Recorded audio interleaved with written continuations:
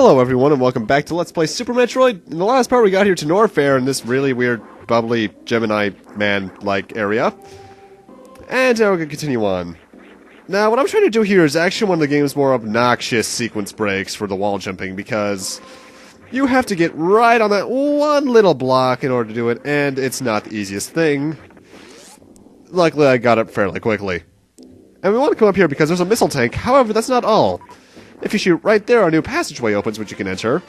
The way I do it is just by jumping and turning into a morph ball in midair, but what you're supposed to do is on the space directly to the right of it, in the lava, there is a little platform you can make show up by bombing it. That'll take you to right next to it. I don't need that, however, because I can just do this. And now we're in a room with lava seahorses. You okay? That's one thing about the Metroid series. You can never quite tell what the enemies are going to be like. Except for a giant space pterodactyl. That's always there. As is a Godzilla ripoff half the time. Also, you might notice some weird audio problems with my playthrough. Specifically, certain pitches aren't as high as they should be. I'm not sure why. But, well, first off, new item, reserve tank. What these do is that they're essentially, what they are is that you can't actually see them on the screen aside from that auto thing right there. What they are is essentially an extra life bar. There's 4 of them in the game. They each store 100 energy, by the way, missile tank right there. They're kind of like the sub-tanks from the Mega Man X series. When you pick up energy after you're already maxed out, they fill up. And you can either use them manually by going to the screen and using them, or if you die, they'll refill 400 of your health, depending if you have all 4 of them.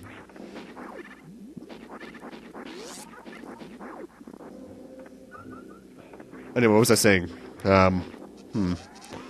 I can't quite remember. Oh well. Oh, that's right, the audio thing. For some reason,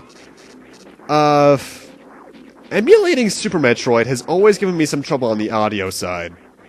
Namely, pitches like the charging, by the way, missile tank right there, comes out quite a bit lower than it should. In fact, there's also some weird audio cutouts. Like, I don't recall in the actual game that the charging sound turns into the spin jump sound.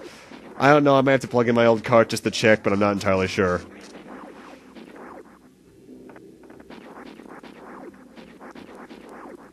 Anyway, now we're bombing down here because this is the required passageway for which we must go through. Now, there's 2 doors coming up right here. We want to go down. To the left leads back to... Well, first off, there's a roadblock in the way. We can't go much farther on that pathway. However, that also leads towards the original corridor that we were in, so not much we can do there. Now, this is a room I like to dub the refill station. These 3 enemies always spawn here and can be killed really quickly. They're just there to refill your health and missiles. I generally recommend having 3 energy tanks filled at this point. Unless you have more energy tanks than me, in which case you're doing even more sequence breaks than I am. To which I say, good job. And lava. And weird lava snakes that remind me a lot of the... what were they called? Those random lava mounds that were in Yoshi's Island. Oh, what the hell were they? Blarg? No, that's the lava dragon. I don't remember. It's been a while since I played Yoshi's Island, actually. This is a room you kind of want to be quick in, because the lava is slowly rising. And I do mean slowly. I don't think I've ever had it catch up to me.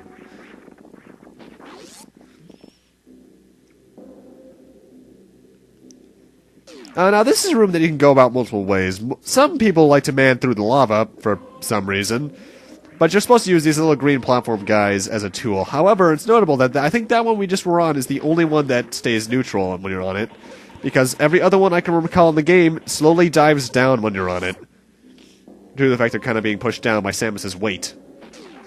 And more accurately, the weight of her power suit. And walking lava seahorses, what the hell? Zebus, your ecosystem is weird. Then again, considering it once hosted bird people, I'm not too surprised. Anyway, we want to go into this room right here using the missiles.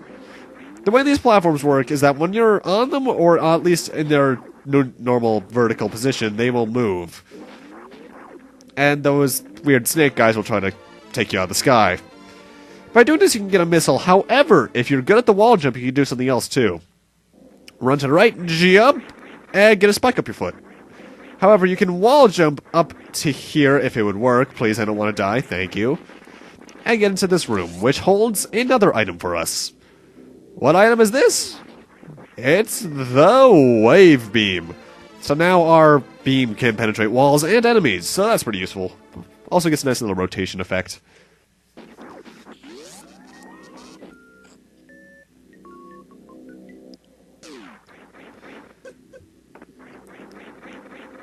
And there's a hidden little exit there. There's, I do believe right above where that little thing I'm shooting at is, there is another, crumble block, but I don't really recall. It's been a while.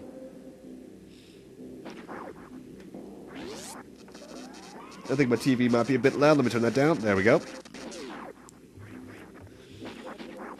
Now, if you're wondering why the ground is randomly exploding, that's because I'm shooting those walking seahorses, before they even get a chance to do anything.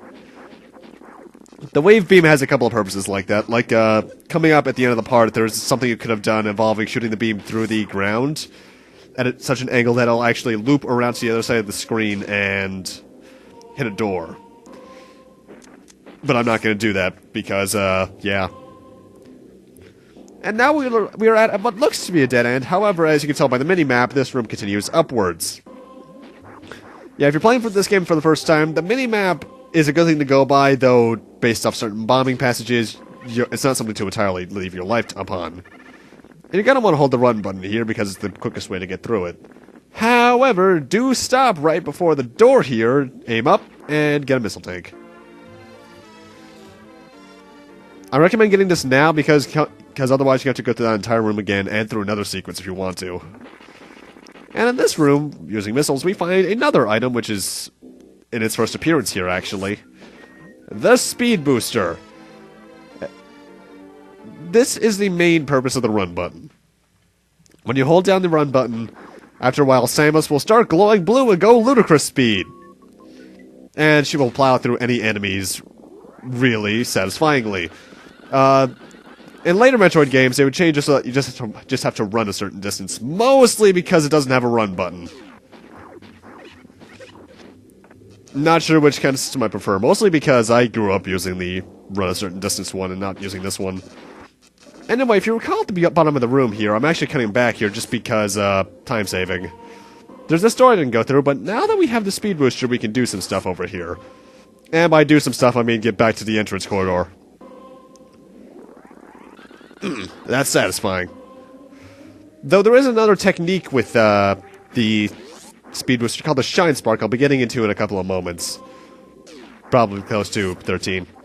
Or probably close around the 13-14 minute mark. Now, what I do here is accidentally exit the area. Don't do that yet. Because, you're gonna want to go into the super missile door. I actually went back a couple of... I went out of Norfolk, forgetting about this for a second. Because you're gonna want to speed boost through here. Remember those blocks there for later, by the way. Those will be important. And it allows us to get to this room. Or this chain of rooms is more accurate, because there's something in here we want. It's not necessary to beat the game, as far as I'm aware. I think you can negate its purposes with the wall jump. And by... well, you can get it a bit earlier than you're supposed to, by doing that little morph ball mid-air roll that I just did.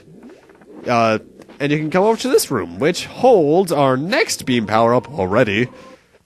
The Ice Beam. So now we will freeze enemies right before killing them. However, this also means we can't one-shot anything anymore, so boo-hoo. However, it also makes an easy way to tell how much life an enemy has left, because right before you freeze them, right before they die, they freeze. So if you freeze something, that means you know that they are dead next shot. Also, that's the equipment screen. This is actually the only Metroid game I'm aware of where you can unequip your abilities. By going into the menu and selecting certain things with the A button, you can turn them off. That leads to a certain glitch known as the Murder Beam, but I'm not going to be demonstrating that out of fear of crashing the game. And we got these things, which looks like, prototypes of the X parasites from Fusion. In fact, I think they were at some point. Coming here is actually something I really hate about the Metroid series sometimes. Putting enemies in places you can't easily kill them. It's kind of like Sakurai design, if you ask me. Particularly in Superstar, because Kirby Superstar, it gets really mean sometimes. Anyway, I'm cutting back to this room in Lower Brinstar, because this is the next area we need to go. It's just a straight path from the exit of Norfair, though, so no big deal there.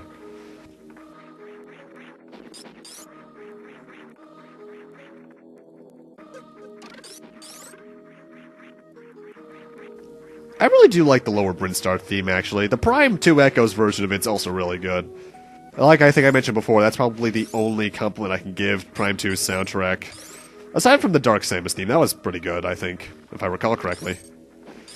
And the Aether theme, and the, what were the guys? Luminoth theme, that was pretty catchy. Anyway, I just completely glossed over that. Now that we have the Ice Beam, we can freeze those little zoomer, I forget those little weird turtle things are called, but we can get up here anyway. Those little plants on the floor will try to eat you if you land in them. I think that happens to me almost. No, it doesn't, never mind. But they'll keep you stunned and they'll do a lot of damage to you, so don't fall into them. Anyway, by going down here, we can find a bit of a secret area, complete with the bugs that were also in Metroid Fusion. That did a lot of damage in that game, because for some reason, the insects in the jungle area did a lot of damage to you. I'll never understand that design element. Anyway, in here we get another new item for the series, the Power Bomb. This is essentially an area nuke. It does have a specific range to it, but it's so big that you never really have to worry about it. And it can also break Power Bomb exclusive blocks. Like so. Bet you didn't think to do that your first playthrough, did ya?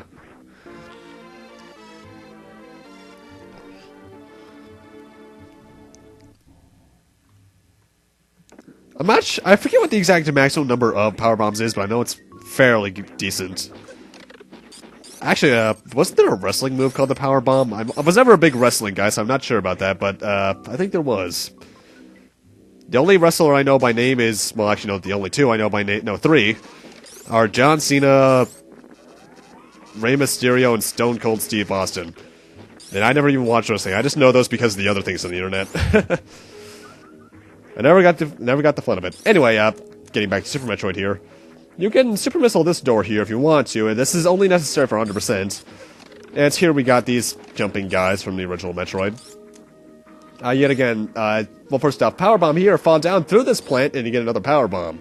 How you're supposed to know to do that, I don't know. Well, actually, there is a method of such, but we don't have it at this point.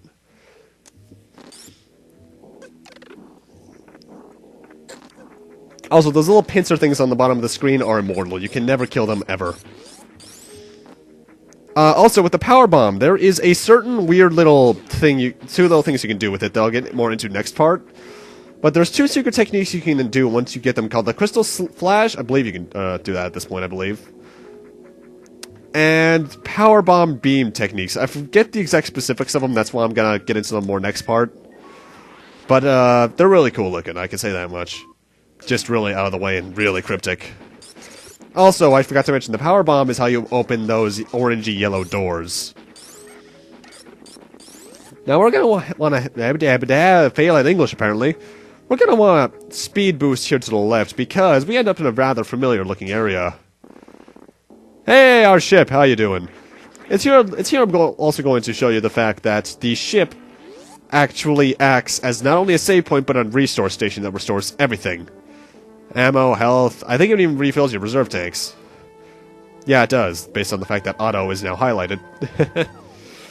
And it's also a save point, so that's pretty dandy. It's just that you're rarely ever back here. Anyway, I mentioned earlier that the speed booster has a hidden function called the Shine Spark. The way it works is that you speed boost, and then once you're actually speed boosting, you hold down the crouch. Samus will store the energy inside of her, and by jumping, she'll go in a couple directions. By aiming diagonally and jumping, she goes diagonally. By doing the Shine Spark by jumping at the begin with, she'll start going straight up, and by holding the side and holding to the left or right, and by holding to the left or right by doing the Shine Spark, she will go left or right. However, the big detriment to it in the Super Metroid, at least, is the fact that it takes HP to do it.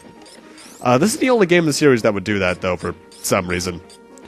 But anyway, by doing the Shine Spark, we get to come here much earlier than intended and get this Power Bomb.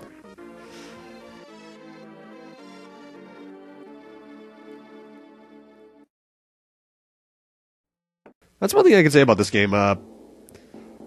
Getting ammo isn't that hard. In fact, we already have, I think I want to say 15 to 20 power bombs. Which I think is more than I could ever get in any other of the games in the series. Because, let's see.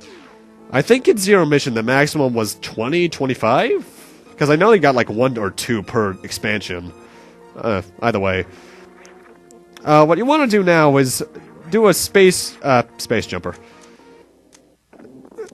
Speed booster jump so I can get over to here, and then you're gonna wall jump into that little corridor you just blew open right there with using a power bomb. Because this leads us to the next area I want to get some items in. If I can wall jump, thank you! But with that, I'm gonna need to end this off here. Thank you guys for watching, and in part 4 we'll be checking out what's beyond this door. See you guys then.